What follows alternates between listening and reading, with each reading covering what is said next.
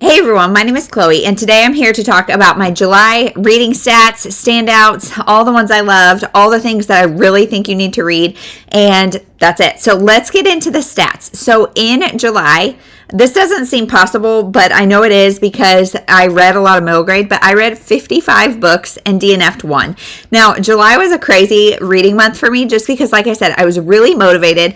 I read a lot of middle grade, pre-reading for my daughter, and we read a lot together, and so it was a big month. And I read 13,383 pages, which is 432 pages per day. My average page length, now, because before you guys ask how do you do that, the average page length of my book was 243 pages, so it's about 1.77 books per day. I read 24 novels, 18 chapter books, 9 graphic novels, 2 novellas, and 2 devotionals. I read 26 that were adult books and 29 that were middle grade. So again, heavy on the middle grade. I read 28 from my shelf and 27 from somewhere else, which is exactly what the bottom bar. I said at least 50% needs to be off my shelf this year. That's my goal.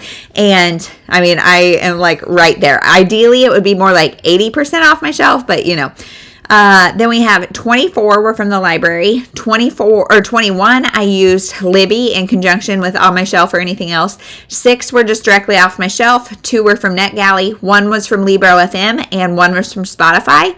I really want to use, well, first of all, my Libro FM catalog is huge.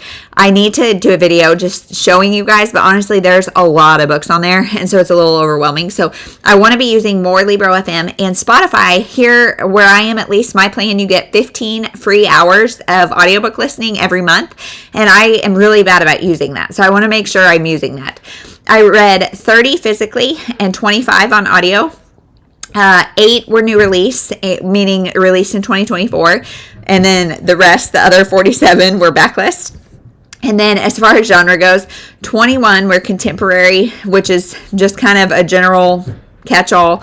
Then 8 were mystery thriller, 6 were women's fiction, 5 were Christian fiction, 4 were romance, 3 were historical, 3 were classics or retellings, 3 were cozy mysteries, and 2 were nonfiction. So I'm not going to go through all the books, that's for sure. But the star ratings, I had 1 DNF, and then 3 2 stars, 2 2.5 stars, 15 3 stars, 11 3.5 stars, 24 stars, which is great, 1 4.5 star, and 2 5 stars. So the 5 stars, as always, take it with a little grain of salt because they were middle grade books. But that makes my average 3.5, which is pretty good. 3.5 is I would recommend this if you're interested. I wish Goodreads did 0.5s, but I have toddled with the idea of maybe even do 0.75 because there's a huge difference between a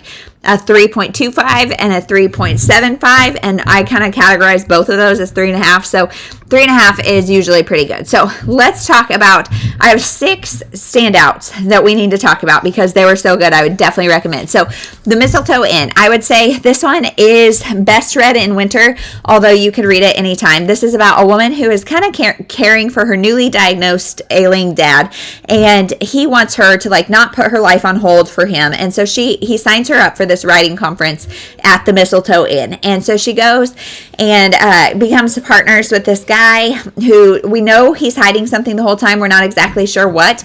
And it kind of has an emotional, inspirational packs a punch at the end. There we go. What are words? So that happens at the end. She also has a friend, a female friend that she makes during this, and it's bookish, it's inspirational, it's sweet, it's somewhat Christmassy, and I would highly recommend it. Hold on one second. Okay, another one that I feel like you guys need to know about is The Promise of Stardust by Priscilla Sibley. This is about a woman who, it's about her husband who finds out his wife fell off a ladder and now is brain dead. And he is a brain surgeon, so he is very familiar with the condition and what's going on. And she had watched her mother kind of have a slow death where she was on life support for a long time, and it was just agonizing. And so she had a living will that said, if something happens to me, don't help me at all. Just let me go. However, she's pregnant. We find out that she is like 8 weeks pregnant. And so what do we do? This is a moral dilemma of, do we keep her alive despite her wishes because of the baby? Or do we let her go like she wanted and in turn also lose the baby? This is like Jodi Picoult-esque in making you think about what you would do and what the right thing to do is. And it's interesting to see how like relationship dynamics shift and change and how the party lines are drawn. And this was so good. Then we have With Love from London by Sarah Geo. So this one was my first Sarah Geo, and this is my 4.5 star. This was so close to a 5 star. This is about a woman who, her mother and she are estranged because when she was like 12 years old or something like that, her mother took off and never came back. And now her mother has died and left her a bookshop in London. So our main character lives somewhere in the States, I can't remember where, and she goes to London to figure out what to do with this bookstore. Does she sell it? What does she do? And she finds herself falling in love with like the people that live there, kind of the life of a bookseller and just all the things. And she also is discovering more and more about her mother and realizes that it was not as simple as she just walked out and never came back. It was not that simple. And so she learns more about herself, more about her mother. This was so good. Then we have The Extraordinary Deaths of Mrs. Kipp. This is a Christian fiction about a woman named Clara Kipp who is on hospice care because she has cancer that has spread all over her body. We also get the perspective of a woman named Aiden, who is a reporter for the Kansas City Star, and she has to go kind of write the obituary of Clara Kipp while Clara is still living. And so Clara is just this big personality. She's full of heart, full of love for the Lord and love for other people. She is just so empathetic and compassionate and strong and funny. I loved Clara Kipp. I want to be her. I want to know her. I just love this book, and she wanted to have an extraordinary story. And as we find out her story, we find out she really was extraordinary. She may not have like cured cancer, but she did a lot of great things for refugees from Laos, and she just had an amazing story, and just like her faith in God was awesome. Then the last one is Not a Sound by Heather Gudenkauf. This is a thriller about a woman who is now deaf because of a hit-and-run accident, and she finds the body of another nurse. And she was a nurse, and she also, like these two women were both nurses for victims of domestic abuse and sexual abuse and all of those kind of things.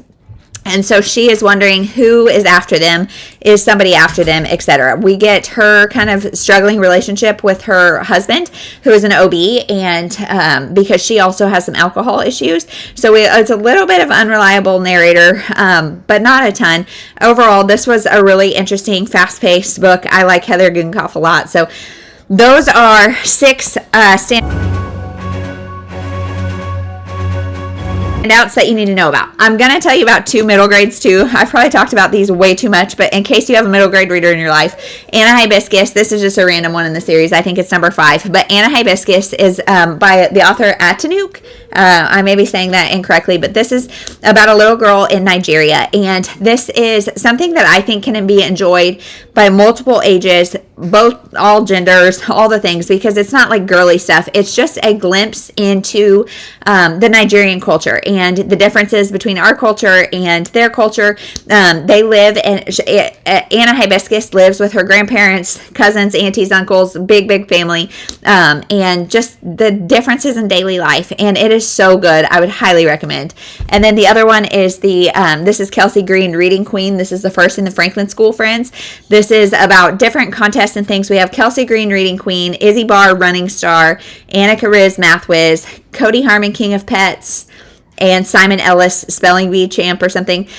So it's just about a 3rd grade classroom and all of the different passions and really being yourself. And it's so good. So good. Easily readable. Would highly recommend. So those are all my stats and standouts from July. How was your July? I am wondering how August is going to shake out because of Deck of TBR-a-thon. I'm so excited and gung-ho, but I also have very little control over my TBR. So it's like mood reading, but also kind of not. And Becca and I, the host, Becca is my co-host, and our points don't count. We're kind of in a friendly competition with each other, but I don't know what like is driving me to hurry, but I feel kind of like I want to hurry. So I don't know if I'll burn out or if it'll be a really great month, but I'll see you at the end of August to let you know. And I'm daily vlogging all the things, so you'll see all those. I can link the playlist down below if you want to. And yeah, that's everything. So thank you so much for watching. We'll see you in the next one.